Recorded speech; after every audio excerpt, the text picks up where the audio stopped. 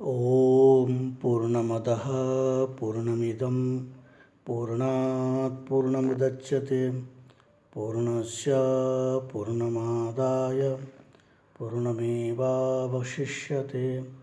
ॐ शान्तिः शान्तिः शान्तिः। षड्दर्शन में जो सर्वदर्शन की इकाई में हम लोग अभी बौद्ध जैन और उसमें जो शून्यवाद है अद्वैतवाद है उन सभी को हमने अध्ययन किया। और उसके बाद आगमेषु शिवशक्ति स्वरूपम करके एक चैप्टर है, इसमें एक टॉपिक है, उसको देखते हैं। ये बहुत ही संक्षिप्त में हम इसको करेंगे क्योंकि समय भी बहुत कम है और साथ में यहाँ से ज़्यादा क्वेश्चंस नहीं आते हैं। एक क्वेश्चंस लगभग एक क्वेश्चन ही आते हैं। तो किस प्रकार ये क्वेश्चंस पिछले बार आया था उसको हम देखते हैं, फिर आगे इसको देख। यहाँ पर ये देखिए, शैवागमेषु मुख्यम पतिपशुपाशा इति क्रमात्रित्रयम् तत्र पतिः शिव उक्तः पशवो हिणवोर्थ पंचकम पाशः। ठीक है, यहाँ पर क्या पूछा है, इत्यत्र पशवो हिणवः इत्यत्र को अर्थः। ठीक है, पशवो हिणवः इसका अर्थ क्या है, यहाँ पर इसका आंसर आया था पशवो ही जीवाः। तो ये कहाँ से आया था इसको भी हम देख लेते हैं, कौन सी ग्रंथ से आया था इसको भी आप। यहाँ पर देखिए, ये सर्वदर्शन संग्रह है जो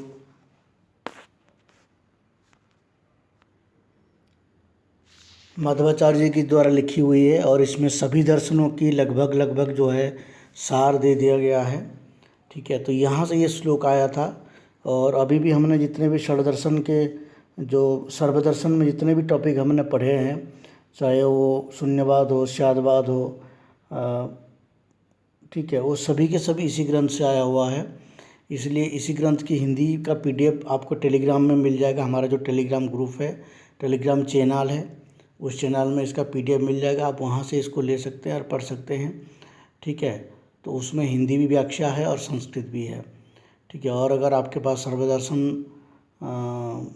सर्वदर्शन का जो ग्रंथ है वो है तो बहुत अच्छी बात है, उससे आप जो है देख सकते हैं। उसमें जो शैव दर्शन है, 7वां सब्जेक्ट है शैव दर्शन, उसको आप पढ़ सकते हैं।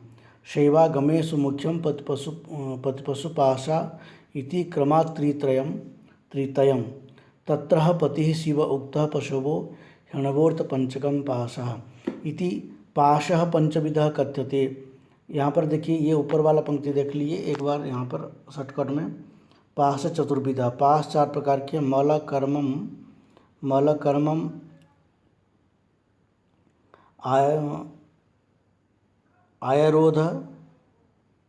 आयरोध शक्ति भेदात। ठीक है, तो ये आगे आपका प्रश्न कहाँ से आया था ये हमने आपको दिखा दिया। अब चलते हैं इसका क्रम। यहाँ से शैव दर्शन शुरू होता है। पाशः पशुपतिरिति त्रितयेन सर्वं व्याप्तं स एव भगवान् शिव ईश्वरोऽत्र कर्माद्यपेक्षत इति विशेषणेन युक्तं तमेव परमेश्वर रूप मीडे। ये जो है शैव दर्शन की सबसे पहला श्लोक है। इस श्लोक को भी आप थोड़ा बहुत समझ लीजिए। ठीक है, इसको आप थोड़ा बहुत 4-5 बार इसको आप आवृत्ति कर लीजिए ताकि यहाँ से अगर कोई प्रश्न आता है तो आप जो है कर सकते हैं। यहाँ पर देख लीजिए,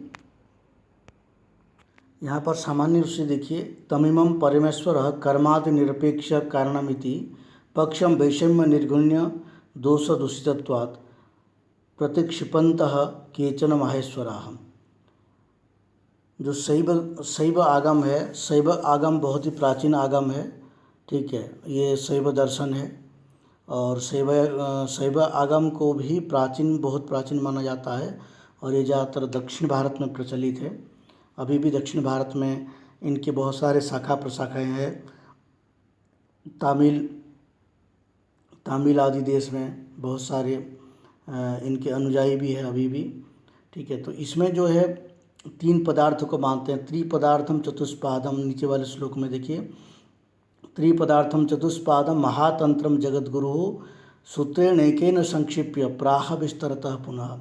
3 पदार्थों को मानते हैं। वो 3 पदार्थ कौन कौन है, पति, पशु और पाश। ये ध्यान रखिए ये तीन पदार्थ कौन कौन है? पति, पशु और पास। ये पति, पशु और पास, पति का अर्थ होता है ईश्वर, पशु का अर्थ होता है जीव और पास का अर्थ होता है बंधन। पिछले वाले जो क्वेश्चंस है, ठीक है, वो भी वही आया था कि शैवागमेषु मोक्षम पति पशु पासा इति क्रमात् त्रितयम्। इस श्लोक में जो पशवो ही जीवः, इसका उत्तर हुआ था पशवो हणवः इत्यत्र को अर्थ पूछा था, तो उसमें पशवो ही जीवः, तो पशु का अर्थ क्या है? जीव है, ठीक है। और पति का अर्थ क्या है? ईश्वर है। पास का अर्थ क्या है? बंधन है, ठीक है। ये हो जाता है आप इसका जो तीन प्रकार के भेद से ये पदार्थ तीन माना जाता है, ठीक है। अब यहाँ पर देखिए पति पशु पास भेदा त्रय पदार्था इति, इसका श्लोक हमने बता दिया। कर्मादि सापेक्ष परमेश्वर कारणमिति पक्षम कुक्षीकुर्वाणाः पक्षांतरम मुपपक्षिपन्ति। यहाँ पर क्या कहते हैं? जो कर्मादि सापेक्ष है, कर्मादि जो होता है उसमें एक सापेक्ष दोष होता है, एक निरपेक्ष दोष होता है, ठीक है। वो किसी की अपेक्षा रखता है। किसका अपेक्षा रखता है? जैसे किसी ने कर्म किया और उस कर्म के आधार पर जो है उसको फल प्राप्त होता है, तो फल कोई देने वाला होना चाहिए। अगर कोई देने वाला नहीं होगा तो फल कहाँ से मिलेगा, ठीक है। इसलिए जो है जितने भी आगम शास्त्र, वैदिक शास्त्र है, वो ईश्वर का स्वीकार करते हैं, ठीक है, और ईश्वर को मानते हैं, और ईश्वर ही फलदाता है ऐसे कहते हैं, ठीक है। जो वेद के अनुकूल चलने वाले शास्त्र, सांख्य आदि ईश्वर को नहीं मानते हैं, ठीक है। सांख्य जो है ईश्वर को नहीं मानता है। मीमांसा भी कहता है कि मीमांसा में भी ईश्वर को स्वीकार नहीं करते फलदाता के रूप में। वो कहते हैं कि जो भी कर्म आप करते हैं वो कर्म जो है आपको कर्म किया उसका फल मिल जाएगा आपको, ठीक है। तो इसी तरह से वो स्वीकार करते हैं। परंतु यहाँ पर जो है शैवागम में ईश्वर को स्वीकार किया गया है, इसलिए यहाँ पर पति, पशु और पास, ये तीन चीज़ों का यहाँ पर जो है तीन पदार्थ माना गया है। सभी दर्शन में कुछ न कुछ मुख्य ग्रंथ होते हैं जिसमें सिद्धांत की प्रतिपादन होती है। तो उसी प्रकार जो है शैव दर्शन में भी जो प्रमुख ग्रंथ है, ठीक है, इस ग्रंथ में जो है शिव संहिता है, आयुर्वेद संहिता है, ये सारे जो है ये मूल ग्रंथ है शैव दर्शन की। उसके बाद जो प्राचीन काल में जो लौकिक ग्रंथों की रचना हुई, वो उन ग्रंथों में से देखिए ये आप देख सकते हैं, सद्य ज्योति है, सद्य ज्योति करके रहे इनके आचार्य, उनके द्वारा ही लिखा हुआ है। नरेश्वर परीक्षा है, रौरवागम वृत्ति है, तत्व संग्रह है, तत्वत्रय है, भोग कारिका है, और पदमोक्ष निराश कारिका है, ठीक है। ये 6 ग्रंथ इनकी लिखी हुई है। हरदत्त के ये 1050 में लगभग हुए हैं। श्रुति सुक्ति माला है, चतुर्वेद तात्पर्य संग्रह है, ठीक है, इनका ग्रंथ है। ये सब याद रखिए। नीलकंठ रामकंठ के द्वारा लिखे हुए 1100 शती में हुए हैं। और मतंग वृत्ति नादकारिका और सद्य ज्योति की टीका भी इन्होंने लिखी हैं। सद्य ज्योति की जितने भी ग्रंथ हैं उन सभी की टीका इन्होंने लिखी है। मतंग वृत्ति नादकारिका ये तो इनका खुद ही ग्रंथ है, और उसके ऊपर जो है सद्य ज्योति के सभी ग्रंथ के ऊपर इन्होंने टीका लिखा है। श्रीकंठ जो है 1125 में हुए हैं, और इन्होंने रत्नत्रय नामक एक पुस्तक लिखा है, ठीक है, रत्नत्रय। भोजराज जो है तत्व प्रकाशिका की लेखक है, तत्व प्रकाशिका नाम की इनकी ग्रंथ है। और एक अघोर शिवाचार्य हुए, अघोर शिवाचार्य, ये रामकंठ के शिष्य थे। किसकी? रामकंठ की शिष्य, ठीक है। कौन? अघोर शिवाचार्य। इन्होंने तत्व प्रकाशिका और नादकारिका की वृत्तियाँ लिखी है, ठीक है। तो इस तरह से ये कुछ ग्रंथ है। अब इनमें जो कुछ ग्रंथ है उनको अष्ट प्रकरण कहते हैं। कौन कौन है? जैसे ये मान लीजिए रौरवागम वृत्ति है, तत्व संग्रह है, तत्वत्रय है, भोग कारिका है, और परमोक्ष निराश कारिका है, तत्व प्रकाशिका है, और नादकारिका रत्नत्रय है, ठीक है। इनको अष्ट प्रकरण मानते हैं, अष्ट प्रकरण के ग्रंथ।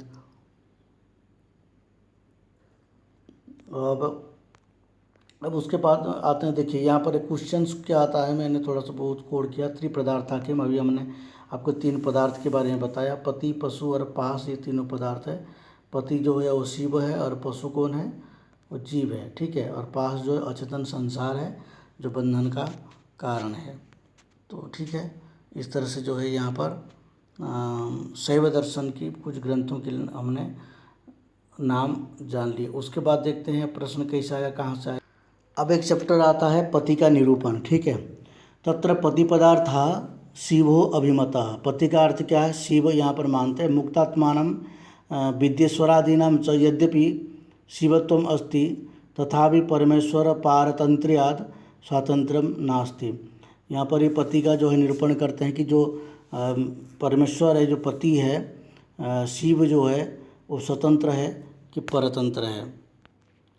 यहाँ पर कहते हैं कि जो विद्येश्वरादि नाम है, मुक्तात्मा, जो मुक्तात्मा है, जो विद्येश्वर है, वो भले ही शिवत्व है, वो उनको शिव स्वरूप माना जाता है क्योंकि मोक्ष होने के बाद वो शिव स्वरूप हो जाते हैं, परंतु वो परमेश्वर के अधीन है। यानी कि जो शिव, जो ईश्वर है उस ईश्वर के अधीन है, जो पति है उस पति के अधीन है, इसलिए ये सब स्वतंत्र नहीं है, परतंत्र है। वो परमात्मा के तंत्र के द्वारा ये परिचालित होते हैं।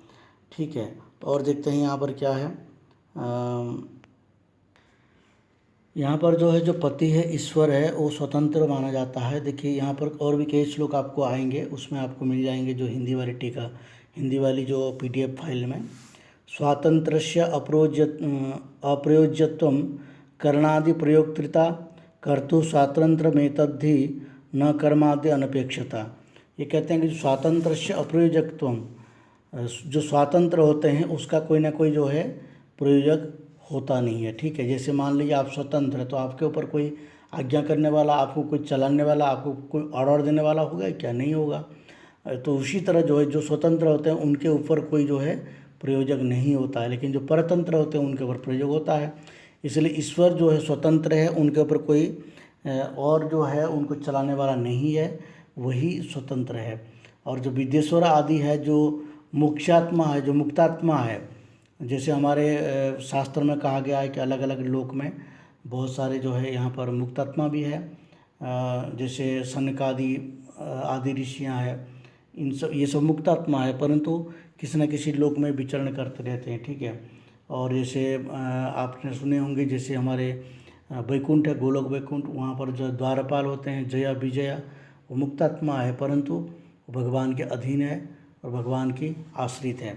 ठीक है, इसी तरह जो है यहाँ पर भी जो वो स्वतंत्र नहीं है। ठीक है, क्योंकि उनके ऊपर भगवान की जो आज्ञा है वो चलती है। ठीक है, यहाँ पर भी उसी तरह जो विद्येश्वरादि है, जो मुक्तात्मा है, उनके वो परतंत्र है, वो स्वतंत्र नहीं है, जबकि वो शिव स्वरूप होने पर भी।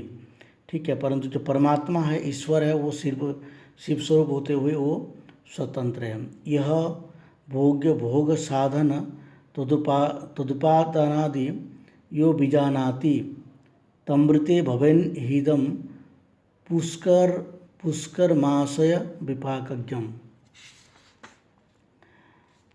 आगे देखते हैं, विवादाध्यासितं सर्वं बुद्धिमत् कर्तृपूर्वकं कार्यत्वादावयोः सिद्धं कार्यं कुंभादिकं यथा।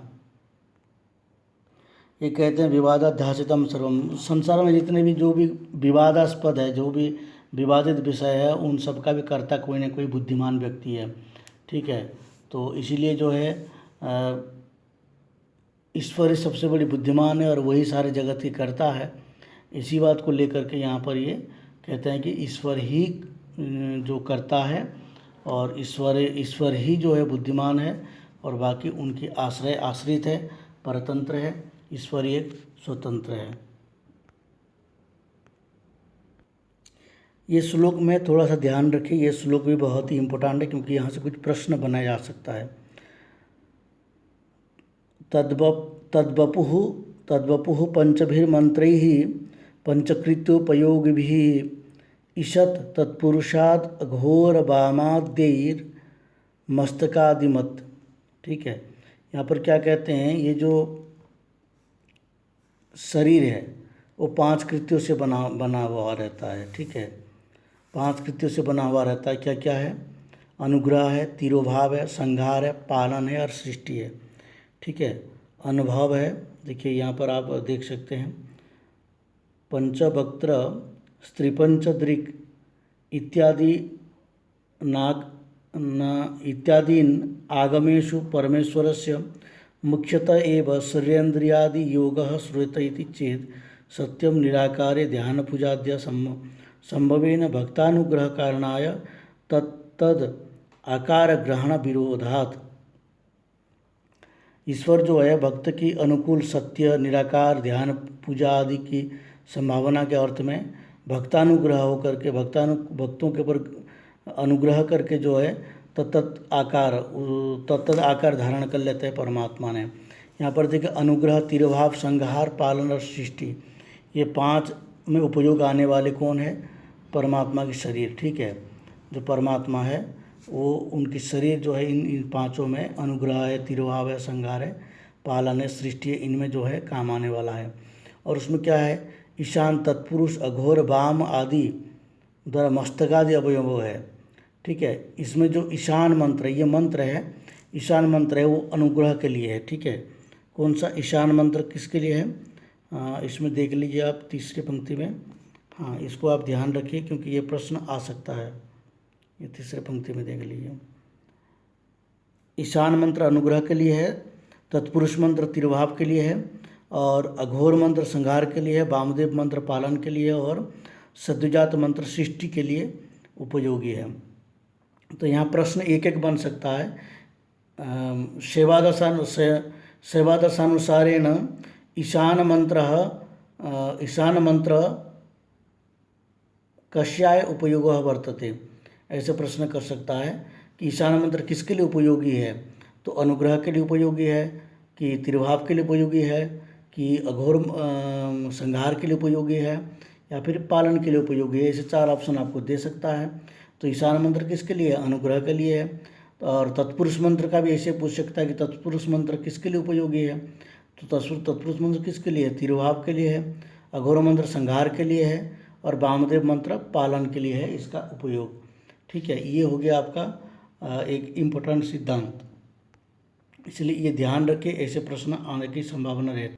उसी बात को यहाँ पर भी कह रहे हैं, पंचविधम तत्कृत्यम सृष्टि स्थिति संहार तिरोभावः तदनुग्रहकरणं प्रोक्तम सत एतो सततोदितस्यास्य। ठीक है, ये भी वही कह रहे हैं, पंचविधम तत्कृत्यम, जो 5 प्रकार की कृत्य है, सृष्टि स्थिति संहार और तिरोभाव है, अभी हमने बता दिया था, वो अनुग्रह आदि के लिए क्या होता है? उपयोगी होता है।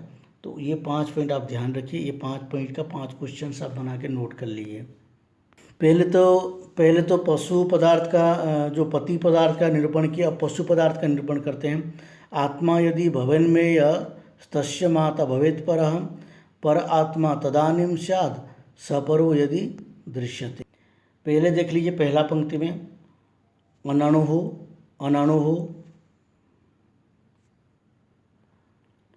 अनणु क्षेत्रज्ञादि पदवेदनीयो जीवात्मा पशु हो।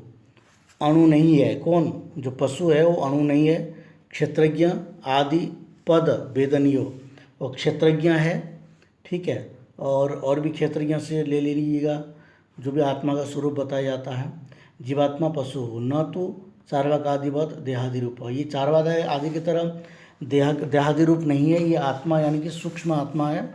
ठीक है, जैसे वेदांत आदि में आत्मा का वर्णन होता है, उसी तरह ये भी आत्मा है। ये चार्वाक आदि की तरह आत्मा देहादि को आत्मा नहीं कहते हैं। नानु अदृष्टम स्मरत्यन्यः इति न्यायेन प्रतिसंधानानुपपत्तेः नापि नैयायिकादिवत् प्रकाश्यः अनवस्था प्रसंगा तदुक्तम। ये न्यायिक जैसे आत्मा को मानते हैं वैसे नहीं मानते हैं। यहाँ पर जो है आत्मा स्वस्थ जीव है और शिव के अधीन रहता है। ठीक है, जैसे यहाँ पर द्वैतवाद कह सकते हैं। ये शैव दर्शन जो है द्वैतवाद की परंपरा है। आत्मा यदि भवेन्मेय तस्य माता भवेत् परा। पशु पदार्थ का निरूपण करते हैं तो अणु नहीं है, क्षेत्रज्ञ शरीर का ज्ञाता है। ठीक है, और यहाँ पर कहते हैं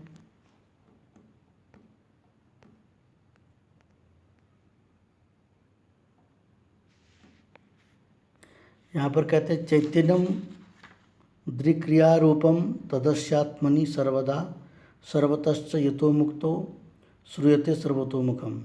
मुक्तात्मनोऽपि शिवः किं त्वेते यत् प्रसादतो मुक्त्वा सोनादिमुक्त एको विज्ञेयः पंचमंत्रतनुः। ये तत्व प्रकाश में कहा गया है। सांख्य में अकर्ता मानते हैं किसको? आत्मा को। ठीक है, वो कुछ कर नहीं सकता है। ठीक है, यहाँ पर वैसे नहीं है, यहाँ पर जो है कर्ता है। ठीक है, और क्योंकि जब पासों का जाल है उसको समाप्त करना है।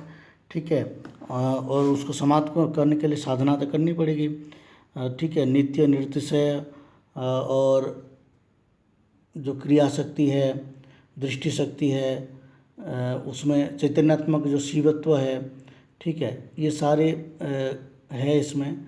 और बद्ध जीव होने के कारण ये अपने इंद्रियों को निग्रह करके विभिन्न क्रियाओं के माध्यम से फिर वो क्या करता है, अपने आत्म साक्षात्कार करके मोक्ष को प्राप्त होता है। सबका उद्देश्य मोक्ष है, जितने भी हमारे दर्शन शास्त्र है। ठीक है, तो यहाँ पर जो है अब आगे देखते हैं। यहाँ पर जो है पशु का 3 भेद बताते हैं। पशु त्रिविधः विज्ञानकल, प्रलयाकल और सकल भेदाद। ये ध्यान रखें क्योंकि ऐसे क्वेश्चन ज़्यादातर पूछ लेता है कभी कभी, अगर आता है तो। ठीक है, इसलिए सामान्य रूप से हम इसको अध्ययन कर रहे हैं ताकि मोटा मोटी जो इसका सारांश है उसको हम पढ़ पाएँ, और उसमें भी थोड़ा बहुत पंक्ति देख लें ताकि कोई पंक्ति से प्रश्न पूछ ले तो उसको भी हम कर सकते हैं। ठीक है, इसलिए हमने इस तरह से पंक्ति को भी ले रहे हैं। विज्ञानकल, प्रलयाकल और सकल भेदात। सकल भेद से क्या है? 3 प्रकार के। कौन? पशु। ठीक है, पहले जो है विज्ञान कल है, दूसरा है प्रलय कल है, तीसरा है सकल है। ये जो विज्ञान कल है, प्रलय कल है और सकल है, इन सब का भी भेद उपभेद आगे कहा गया है। आप उसको देख सकते हैं, उसका PDF को। अभी हम ज़्यादा विस्तार इसको नहीं करेंगे। यहाँ पर एक श्लोक है जो बहुत ही इम्पोर्टेंट है। यहाँ पर पुर्यष्टक, एक पुर्यष्टक यहाँ कहा गया है। पुर्यष्टक शब्द स्वर्श सता रूपम रसो गंधश्च पंचकम। शब्द स्वर्श रूप रस गंध 5 हो गया। पंचकम बुद्धिर्मनस्तु अहंकार, बुद्धि मन अहंकार 5 3 के 8 हो गया। तो ये 8 को क्या कहते हैं? पुर्यष्टक कहते हैं। तो प्रश्न आ सकता है कि इसमें से कोई ऑप्शन आपको दे देगा। 4 ऑप्शन देता है तो उसमें 3 ऑप्शन इसी का दे देगा। शब्द स्वर्श है, रूप है, रस, रूप तक दे देगा, और कोई एक शब्द दे देगा और कहेगा कि इनमें से पुर्यष्टक कौन नहीं है। ठीक है, आप समझ गए होंगे इसमें से पुर्यष्टक कौन नहीं है।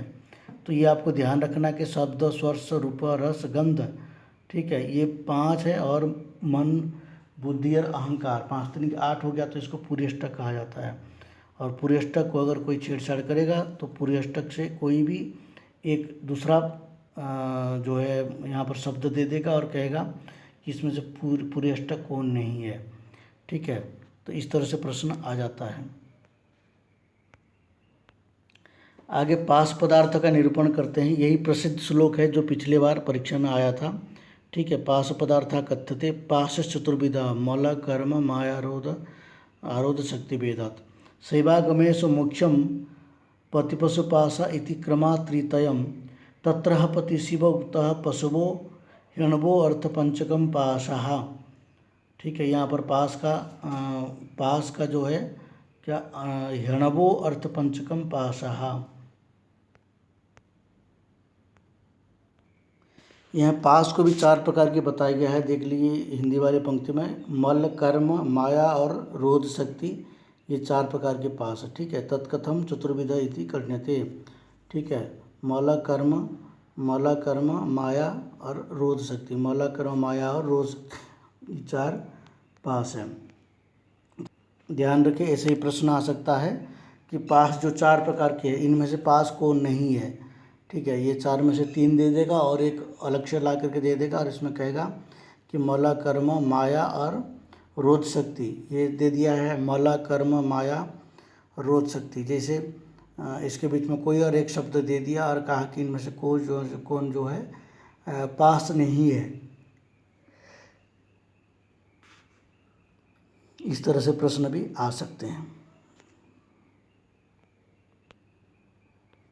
पिछले श्लोक में जो आया था हिणोवर्थ पंचकम पासा है ना, हिणोवर्थ का क्या है, हिणोवर्थ का अर्थ क्या है, ठीक है। पूछा था क्या है, पशवो हिणवः इत्यस्य को अर्थ है, तो उसमें पशवो ही जीवाः, इस तरह से वहाँ उत्तर दिया गया था। प्रावृत्तिषु बलम कर्म माया कार्यम चतुर्विधम, ये जो है 4 प्रकार की माया का कार्य बताया गया है, जो माया 4 प्रकार की है। प्रावृत्तिषु बलम कर्म माया कार्यम चतुर्विधम, माया के रूप में ये 4 है, ठीक है। प्रावृत्तिषु बलम कर्म माया कार्यम चतुर्विधम, प्रावृत्तिषु क्या है, मल है, प्रावृत्तिषु मलम कर्म, जो प्रावृत्त से आवृत्त ईश, आवरण का स्वामी मल है, ठीक है। आवरण का स्वामी कौन, मल है, बल है, जो बलवान है, और कर्म तथा माया के कार्य, माया, कर्म और माया, ये 4 है।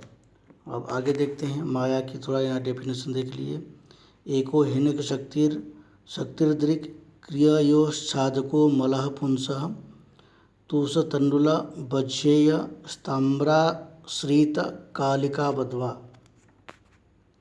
ये भी श्लोक, इसमें मल के बारे में बताया गया है। यहाँ पर देखिए, क्रिया की शक्तियों के आच्छादित आवरण करे वह प्रवृत्ति या अपवित्र मल है, साथ ही साथ जो स्वतंत्रतापूर्वक साहस ईश करे वह ईश है, ठीक है। और जो एक होने पर भी अनेक शक्तियों को अनेक प्रकार की आचरण शक्ति तथा नियामक शक्ति से युक्त है तथा पुरुष के ज्ञान और ढकने वाला हो, वही मल है। तो ये मल के बारे में यहाँ पर बताया गया। अब यहाँ पर देखिए एक श्लोक और है, तासामहं वराशक्ति सर्वानुग्रहिका शिवा धर्मानुवर्तनादेव पास इति पचर्यते। बलम रोधन शक्ति, जो बल है उसको क्या है, वो रोधन शक्ति है, ठीक है। इसलिए यहाँ पर इस श्लोक का हमने कहा कि ये बलम रोधन शक्ति है। अब नेक्स्ट देखते हैं, सप्तरूपेण कार्याणि तल्लीनानि महाक्षये विकृतो व्यक्तिमायाति सा कार्येण कलादिना। प्रलय काल में शक्ति के रूप में जिसमें समूचा संसार जो परिमित रहता है, सृष्टि, ठीक है, सृष्टि काल में अभिव्यक्ति प्राप्त करता है वही माया है, ठीक है। सृष्टि काल में जो अभिव्यक्ति प्राप्त करता है, जैसा कि महाक्षय प्रलय होता है, तो प्रलय में सब कुछ एक जगह में सिमट जाता है, ठीक है। प्रलय में सब कुछ जो है कहाँ हो जाता है, माया में स्थित हो जाता है। और सृष्टि काल में जब सृष्टि होती है तब उसी माया से ही सब कुछ फिर प्रकट हो जाता, अभिव्यक्त हो जाता है, तो वही जो है वो माया है, ठीक है। यानी कि अभिव्यक्त करने वाला और उसको फिर समेटने वाला।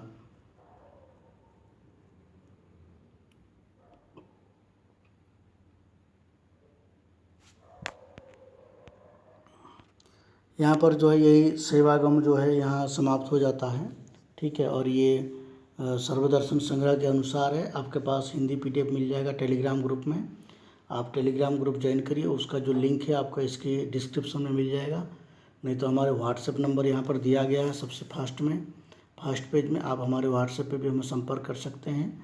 वहाँ से आपको टेलीग्राम ग्रुप है, PDF है, सभी चीज़ें वहाँ से उपलब्ध हो जाएगा। और जितना भी समय है उन समय का सदुपयोग कीजिए, ठीक है। एक वीडियो बनाने में बहुत समय लगता है, कम से कम पूरे प्रकरण को, पूरे चैप्टर को पढ़ना होता है, फिर उससे जो भी आवश्यक है उन सबको थोड़ा एकत्रित करना पड़ता है। इतना कम समय मिला है, इसलिए हमने इसको यथासंभव कोशिश किए हैं कि जहाँ जहाँ से हो सकता है वहाँ वहाँ हमने लिए हैं। उतना ज़्यादा हमने इसको डिटेल्स में अर्थ भी नहीं किए, क्योंकि उतना आवश्यक नहीं था। यहाँ से एक आध क्वेश्चन आता है, फिर भी आप एक बार इसको सुन लेंगे तो आपको इसका जो पूरा लाभ मिल जाएगा, सारांश मिल जाएगा। और इस वीडियो को यहीं एंड करते हैं।